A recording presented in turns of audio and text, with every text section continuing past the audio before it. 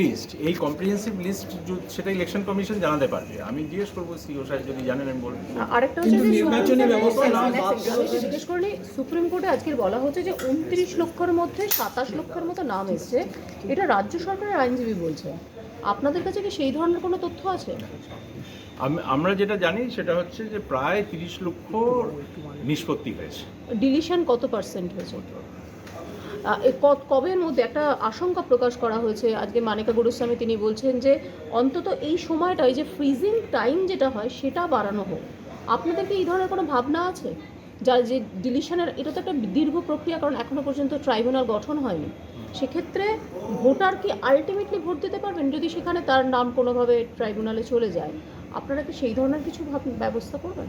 দেখুন, যে যাদের নাম এসে গেছে, যাদের নাম আসবে সাপ্লিমেন্টারি লিস্টে, তারা তো ভোট দিতে পারবেন।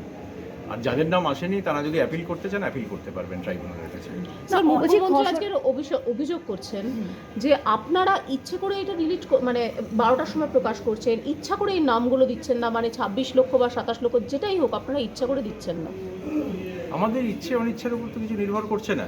যে যখন কোনো রোল ডিজিটালি সই হয়ে যাবে সেইটা ইলেকশন কমিশনের কাছে গেলে সেটা পাবলিশড হয়ে যাবে। এখন কালকে রাত 12টায় হয়েছে না রাত 11টায় হয়েছে সেটা প্রশ্ন নয়। প্রশ্নটা হচ্ছে যে রোলগুলো যেগুলো ওরা পাঠিয়েছেন সেগুলো পাবলিশ হয়েছে কিনা, সেটা আমরা কনফার্ম করছি যে পাবলিশ হয়েছে। বলছি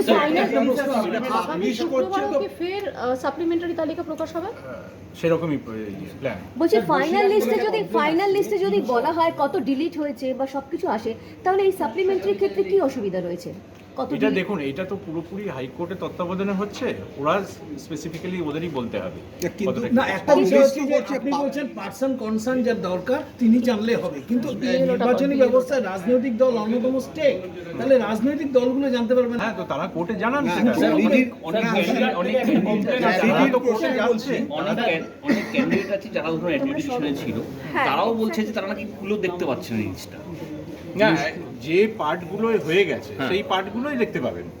যে পার্টগুলো, যে অ্যাসেম্বলি কনস্টিটিউয়েন্সি যে পার্টগুলো পাবলিশড হয়েছে সেগুলো তারা দেখতে পাবেন। দেখুন, আমরা তো ইলেকশন কমিশন তো এই জিনিসটাকে হাইকোর্টে নিয়ে যাইনি। হ্যাঁ, দেখি আমরা হাইকোর্টে নিয়ে গেছি না, সেটা ঠিক, কিন্তু একটা ক্ল্যারিটির প্রশ্নে যারা করছেন তাদের জিজ্ঞেস করতে স্যার, হবে। ক্যান্ডিডেটরা বলছেন নমিনেশন তারা কি করে দেবেন, তারা জানতেই পারছেন না তাদের নাম উঠছে কিনা। শশী পাজাই প্রশ্ন আজকে তুলেছেন। তারা জানেন কি তারা কোন অ্যাসেম্বলি কনস্টিটিউয়েন্সি কোন পার্টে সেটা জানেন? হ্যাঁ, কিন্তু ইরোড দেখাচ্ছে, তারা বলছেন ইরোড দেখাচ্ছে, তারা দেখতেই পাচ্ছেন না যে তাদের নাম আদৌ আছে কিনা। এরকম কোনো আমি তথ্য পাইনি যে এরা দেখে। কোনো সময় হয়তো ওয়েবসাইট পাওয়া যায়নি, সেটা হতে পারে, কিন্তু জেনারেল ভাবে কিন্তু চেক করা যাচ্ছে। 29 লক্ষ কি পুরোটাই হয়েছে?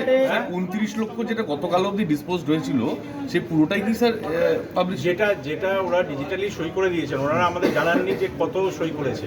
আচ্ছা, যতগুলো ওরা ডিজিটালি সই করেছে সবটাই বলা। কিন্তু স্যার ইসিআই বলছে সিইও দপ্তর জানে, সিইও দপ্তর বলছে ইসিআই জানে, হাইকোর্ট জানে, কোথাও কি কোনো দায় ঠেলাঠেলি হচ্ছে?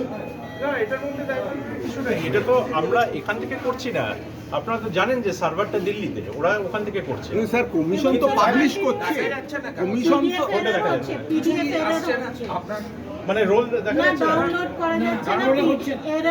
একাধিক বিধানসভা দেখা যাচ্ছে না স্যার এখনো অবধি সাকসেসফুলি, কিন্তু তাও ডাউনলোড ক্যাপচার ইউনিট বলছে। স্যার, বসিরহাট থেকে একটা কমপ্লেন আসছে 340 জন। আমি খোঁজ নিয়ে দেখবো। আপনারা বলছেন যে এটা পাওয়া যাচ্ছে না, কিন্তু আমি সকালে যখন চেক করতে বলেছিলাম তখন আমি পেয়েছিলাম যেগুলো পাওয়া যাচ্ছে, ডাউনলোড করা যাচ্ছে, কিন্তু একাধিক বিধানসভা দেখা যাচ্ছে না এখনো অবধি। স্যার, বসিরহাট বিধানসভা না, এটা কোন বিধানসভা দেখা যাবে কোন বিধানসভা দেখা যাবে না এটা তো আমরা বলতে পারবো না। যেগুলো সই করে দিয়েছেন ওনারা ডিজিটালি সেগুলো দেখা যাবে। বিষয়টা হচ্ছে অ্যাডজুডিকেশনটা অনলি ফর ওয়েস্ট বেঙ্গল, তাহলে ওয়েস্ট বেঙ্গলের সিও বিষয়টা কেন ক্লিয়ারলি জানবেন না, এই প্রশ্নটা কিন্তু বারবার উঠছে। স্যার, এরকম একটা মেসেজ দিচ্ছে।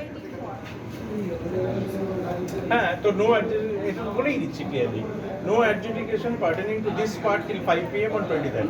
5টা অবধি ওরা অপেক্ষা করেছে, 5টা অবধি যা যা সই হয়েছে সেগুলো তুলে দিয়েছে। এবার আগামী সপ্তাহে যেগুলো ডিসপোজ হবে সেগুলো আগামী শুক্রবার উঠে যাবে। স্যার, বসিরহাট বিধানসভা 340 জন অ্যাডজুডিকেশনে ছিল, 340 জনের নাম বাদ, এমনকি বিএলওর নামও বাদ চলে গেছে। অভিযোগ করছে তারা যে কিভাবে এটা সম্ভব। বিএলও বলছে আমার সব ডকুমেন্টস আছে। এটা তো যারা অ্যাডজুডিকেশন করেছেন তাদের প্রশ্ন করতে হবে। কিন্তু প্রচুর ফোন আসছে, আজকেও যেমন আমাদের অফিসে ফোন এসেছে। মানে কোন বিধানসভার কোন আমরা যদি রোল দেখতে চাই আমরা রোল দেখতে পারবো। আছে।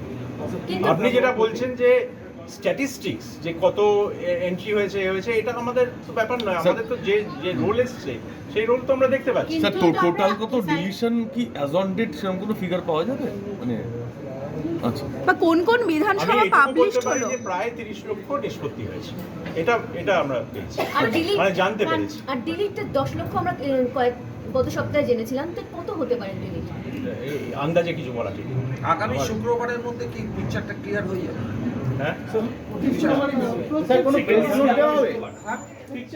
হ্যাঁ, আগামী শুক্রবারের মধ্যে আরো যে 4-5 দিনে যা হিয়ারিং হবে সেটার নিষ্পত্তি যেগুলো হবে সেগুলো বেরোবে। মানে এই ফ্রাইডে যেটা কম্প্রিহেন্সিভ লিস্ট, এই কম্প্রিহেন্সিভ লিস্ট সেটা ইলেকশন কমিশন জানাতে পারবে। আমি জিজ্ঞেস করবো সিও সাহেব যদি জানেন আমি বলবো।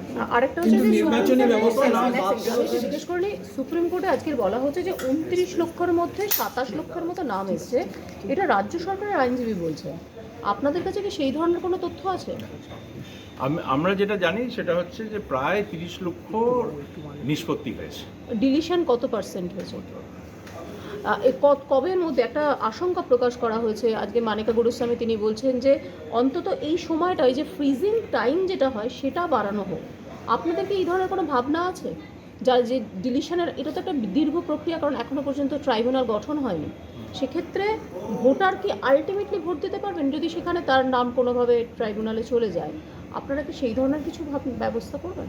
দেখুন, যে যাদের নাম এসে গেছে, যাদের নাম আসবে সাপ্লিমেন্টারি লিস্টে, তারা তো ভোট দিতে পারবেন। আর যাদের নাম আসেনি তারা যদি অ্যাপিল করতে চান অ্যাপিল করতে পারবেন ট্রাইব্যুনালের কাছে। স্যার, মুখ্যমন্ত্রী আজকের অভিযোগ করছেন যে আপনারা ইচ্ছে করে এটা ডিলিট মানে 12টার সময় প্রকাশ করছেন, ইচ্ছা করে এই নামগুলো দিচ্ছেন না, মানে 26 লক্ষ বা 27 লক্ষ যেটাই হোক আপনারা ইচ্ছা করে দিচ্ছেন না। আমাদের ইচ্ছে অনিচ্ছার উপর তো কিছু নির্ভর করছে না, যে যখন কোনো রোল ডিজিটালি সই হয়ে যাবে সেইটা ইলেকশন কমিশনের কাছে গেলে সেটা পাবলিশড হয়ে যাবে। এখন কালকে রাত 12টায় হয়েছে না রাত 11টায় হয়েছে সেটা প্রশ্ন নয়, প্রশ্নটা হচ্ছে যে রোলগুলো যেগুলো ওরা পাঠিয়েছেন সেগুলো পাবলিশ হয়েছে কিনা, সেটা আমরা কনফার্ম করছি যে পাবলিশ হয়েছে। বলছি ফাইনাল আগামী শুক্রবারও কি ফের সাপ্লিমেন্টারি তালিকা প্রকাশ হবে? সেরকমই প্ল্যান। বলছি ফাইনাল লিস্টে যদি বলা হয় কত ডিলিট হয়েছে বা সবকিছু আসে, তাহলে এই সাপ্লিমেন্টারি ক্ষেত্রে কি অসুবিধা রয়েছে? কত এটা দেখুন, এটা তো পুরোপুরি হাইকোর্টের তত্ত্বাবধানে হচ্ছে, ওরা স্পেসিফিক্যালি ওদেরই বলতে হবে। কিন্তু কতটা না, একটা বিষয় হচ্ছে যে আপনি বলছেন পার্সন কনসার্ন যার দরকার তিনি জানলে হবে, কিন্তু নির্বাচনী ব্যবস্থায় রাজনৈতিক দল অন্যতম স্টেক, তাহলে রাজনৈতিক দলগুলো জানতে পারবেন। হ্যাঁ, তো তারা কোর্টে জানান না, সেটা। স্যার, অনেক তারা তো কোর্টে যাচ্ছে। অনেক ক্যান্ডিডেট আছে যারা ধরুন অ্যাডমিনিস্ট্রেশনে ছিল, তারাও বলছে যে তারা নাকি খুলে দেখতে পাচ্ছে না জিনিসটা। না, যে পার্টগুলো হয়ে গেছে সেই পার্টগুলোই দেখতে পাবেন। যে পার্টগুলো, যে অ্যাসেম্বলি কনস্টিটিউয়েন্সি যে পার্টগুলো পাবলিশড হয়েছে সেগুলো তারা দেখতে পাবেন।